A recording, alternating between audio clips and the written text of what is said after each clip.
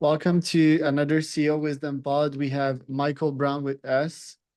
He helps with virtual data architecture, a virtual data architecture that interoperates disparate data while securing sensitive information driven by AI. His company is called CloudNine Augmented Intelligence in Los Angeles.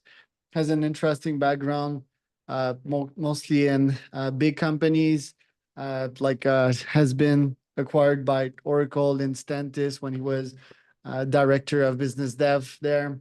He's been mostly in sales throughout his career. His podcast is brought to you by podpire.com. If you want to start monetize your own podcast, you can go to podpire.com.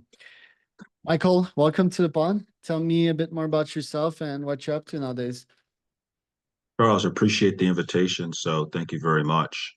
And great introduction. So it's glad to be here. So yeah, we're basically working on an infrastructure for enterprises. The reason why we traveled down this path is that, as you mentioned, I started my career back in Silicon Valley, and it was really within the public sector. And so we saw the opportunity firsthand where organizations were having problems with data, just wrangling data or organizing data and then gaining any intelligence from it. And a lot of it is just from the infrastructure. And so we decided we wanted to address that problem. And as we started addressing that problem, we just met with organizations that said, hey, this is a big problem that we have, and this is how we want to fix it in the approach. How did you get the idea? Where did you come up with the startup idea? It was hammering things out with the enterprises. So during the deployment of Obamacare, which was about 15 years ago, I was part of integration teams. What that means is that I would work with some of the insurance providers like Blue Cross Blue Shield, Anthem, and United Healthcare. And so when you work with them, you get to see firsthand some of the software that they were using to try to manage all of this information. And the problem in the United States is that healthcare systems operate in silos, right? Every Blue Cross Blue Shield operates in a different silo. And then you have the companies that are providing the care, like the hospitals. And so they're operating with an entirely different architecture. And working with them, with these organizations, we kind of hammered out the idea, and they said, hey, take this approach, can you use this? And you're kind of smashing essentially a collage of IT solutions together. And then we said, okay, let's find something that's native to us, that's unique, that these organizations can use, that handles it for them. Who's your ICP and how do you sell to them nowadays?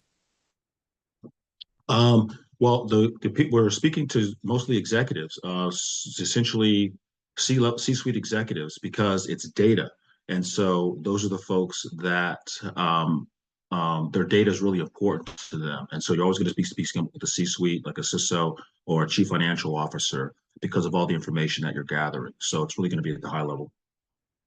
And how do you sell to them? Cold outreach, LinkedIn outreach calls? So no, we don't. So my co-founder and I started in healthcare about 30 years ago. My co-founder, he began his career with World Health Organization with the rollback malaria program. And as I mentioned, I worked with United Healthcare and Anthem. So I reach out to the existing directors or contacts that I have. A lot within these organizations, there are multiple stakeholders. Like United Healthcare has 100 different stakeholders. So you just contact them directly because I have a previous relationship with them, but they're usually warm introductions. Right. And how's it going so far? You're going for funding. I saw Techstars in there. What are your top goals this year? Right now, it's revenue objectives. So we're speaking with additional clients. So we're meeting with clients saying, hey, this is what we're building. This is a huge problem that they have. We have other companies that are in the finance sector, wealth management, that have enormous amounts of data that they've been collecting for 20 years. And so getting all that wrangled and organized is impossible for them, really impossible. And so we're providing a solution that helps things that are impossible possible. So we're raising money, but we're also going after, we're at the point of generating revenue directly with clients. All right. And what does your day-to-day look like as a CEO? Well, I spent a portion of the day meeting with investors. I have a handful of investors meetings this morning, and then we also have client meetings in the afternoon. The client meetings in the afternoon, because the enterprise cycle is so long, we've basically packaged together a series of materials that reduces that cycle down, gets them informed so they can pass information on. And what we're trying to do is get a set of requirements that they have that we can essentially launch what's called a paid proof of concept. And so we generally bill about 150 to 200,000 for a paid proof of concept. What that does is that leads us into an enterprise license, an annual agreement. Who's your competition and how are you different from them? Well, our competitors are going to be anyone that's using a large language model, any AI company using a large language model. And what's different from us is that essentially an organization has to give our competitors a copy of their data. You have to take a copy of data and give it to them. We're a decentralized solution, meaning that we're bringing the technology to the enterprise. We're connected right directly to the infrastructure, so they don't have to give their data away, and it's customized. Right. And what are the main challenges that you face so far building this startup? Well, we're introducing a new data science. What happens is that when you have the impossible becomes possible, you have to train clients to think another way. Right now, they only think in terms of SQL queries. Our competitors are like Snowflake, Databricks that are using a SQL-driven format. So a lot of organizations, it's difficult for them to think outside of the box and introduce something new to them. So that's kind of the biggest challenge, and that's why we're going through these client interviews currently. Right. And your daily routine as a CEO, like what have you found personally that brings you more energy and makes you more productive in terms of habits? Do you have fitness in there, meditation? What makes you performing as a CEO? Oh yeah, it's always walking. Well, walking every few hours. Used to practice yoga on a regular basis. Now that's become a little cumbersome because it takes so long to get to a yoga class. So I have to practice at home. But it's some meditation. I'm not really good at meditating. It's usually just the yoga and kind of walking. That's kind of my walking meditation. But that happens every few hours. I have to take a break every 2 or 3 hours just to make sure I'm doing something. What are you reading nowadays? Who are you learning from? So that's a great question. So it's usually a series of folks. Right now, I'm following a lot of things on technology. A lot of the white papers. I'm reading a lot of the annual reports from my competitors. Competitors like OpenAI, Palantir. So anytime they have an annual report, I'm always following what they're reading. I'm also following um, industry news, healthcare, Becker's Health, and then on banking, I'm always following things with anti-money laundering and KYC and crypto. So we have to stay on top of a lot of the technology, and we follow a lot of the speakers that are in the space and a lot of our competition. What did you learn from Palantir and how it got built? Oh, I follow them quite a bit, so I know about their native technology that they have. I know how they've been built because we're also speaking with the same clients. They started in the government space and then trying to move over into enterprises, and so we speak with the same organizations that Palantir speaks with. One, for several reasons, because we're able to customize our technology for some of these enterprises. Where in Palantir, they're still using a lot of what's called forward engineers. Even when they deploy their technology, they're still deploying a lot of forward engineers, meaning that there's still a lot of manual labor because you're smashing, integrating a lot of custom stuff together. Right. And what about Sam Altman and OpenAI? How do you think they got that big so fast?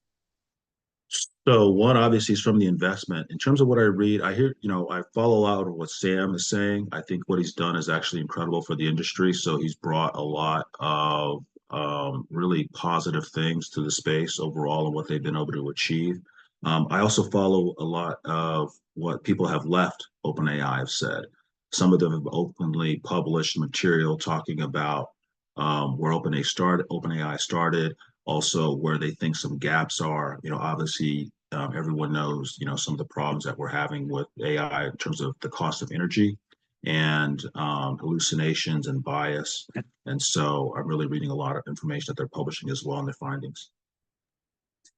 I recently finished Ray Kurzweil books, his latest on AI as usual and AGI, his latest predictions. Do you feel that AGI will happen before 2029, has he claimed?